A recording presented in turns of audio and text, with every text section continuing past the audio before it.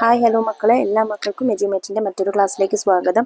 ഇന്നത്തെ ക്ലാസ്സിൽ നമ്മൾ നോക്കാൻ പോകുന്നത് 3ാം ക്ലാസ്സിലെ മക്കളുടെ പരിസര പഠനത്തിൻ്റെ വാർഷിക പരീക്ഷയുടെ മോഡൽ ചോദ്യപേപ്പറാണ് കേട്ടോ.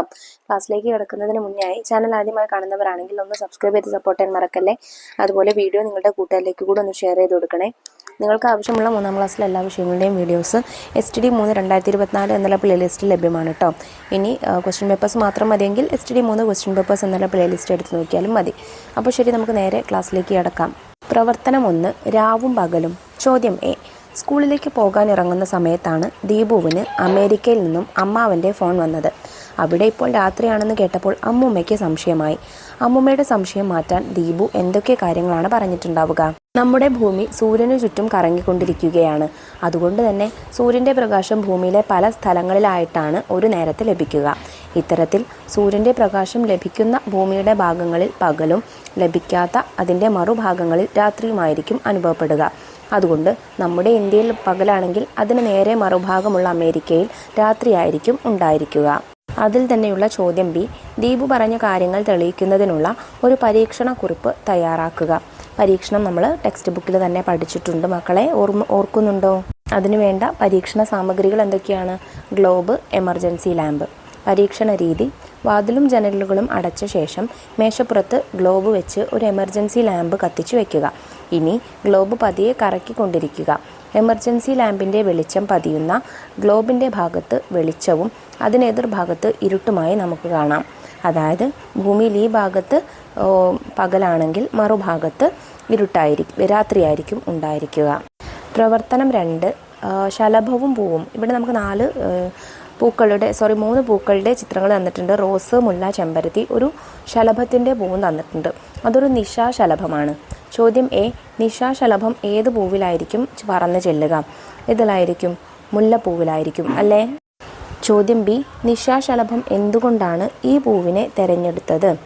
നിശാശലഭങ്ങൾ രാത്രിയിലാണ് കാണുക. മുല്ലയ്ക്ക് നല്ല സുഗന്ധവും അതുപോലെ വെളുത്ത നിറവുമാണ് ഉള്ളത്. നിശാശലഭങ്ങൾക്ക് പൂക്കളെ കണ്ടെത്താൻ ഈ നിറവും ഗന്ധവും അതിനെ സഹായിക്കുന്നു. ചോദ്യം സി. പൂക്കൾക്ക് മാത്രമാണോ ഗന്ധമുള്ളത്?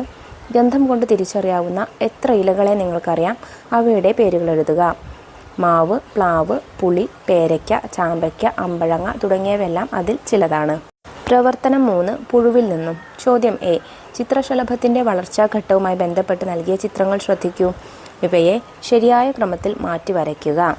അപ്പോൾ മാറ്റി വരയ്ക്കുമ്പോൾ ആദ്യം മുട്ട, പിന്നെ പുഴു, പിന്നെ പ്യൂപ്പ, പിന്നെ ശലഭം, അങ്ങനെയാണ് വരയ്ക്കേണ്ടത്. ഇതിലെ ചോദ്യം ബി നോക്കൂ. നമ്മുടെ നാട്ടിൽ സാധാരണയായി കാണപ്പെടുന്ന ഒരു പൂമ്പാറ്റയാണ് വിലാസിനി. ഇതുപോലെ നിങ്ങൾക്ക് എത്ര പൂമ്പാറ്റകളുടെ പേരറിയാം? എഴുതൂ.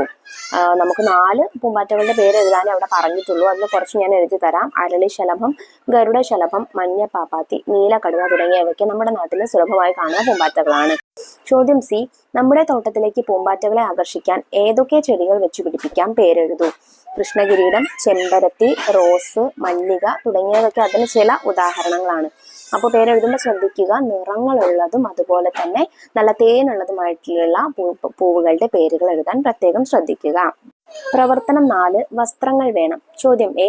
പക്ഷികളുടെ വസ്ത്രങ്ങളാണ് അവയുടെ തൂവലുകൾ. ഈ പ്രസ്താവനയോട് നിങ്ങൾ യോജിക്കുന്നുണ്ടോ?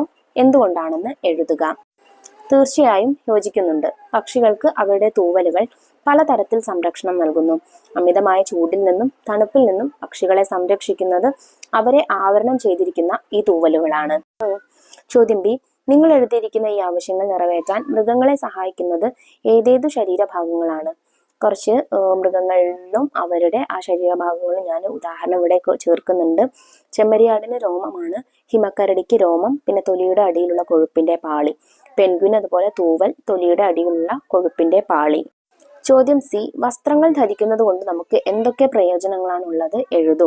ചൂടിൽ നിന്ന് സംരക്ഷണം നൽകുന്നു, തണുപ്പിൽ നിന്ന് സംരക്ഷണം, ശരീരം മറയുന്നു. ഇതൊക്കെ വസ്ത്രങ്ങൾ കൊണ്ടുള്ള ഏതാനും പ്രയോജനങ്ങളാണ്.